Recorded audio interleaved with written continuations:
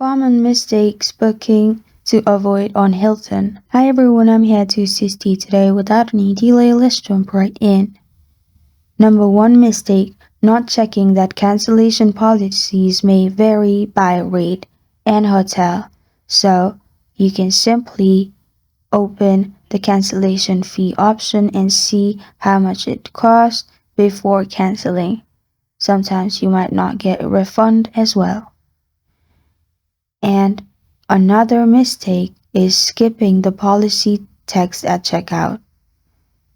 While you pay for Hilton's reservation, make sure you don't skip the policy at checkout.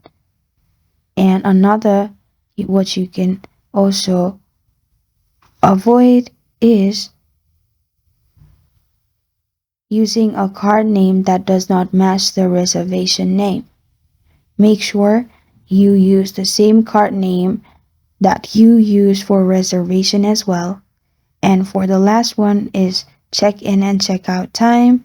Make sure you see check-in and check-out time as it may vary according to the hotels you chose.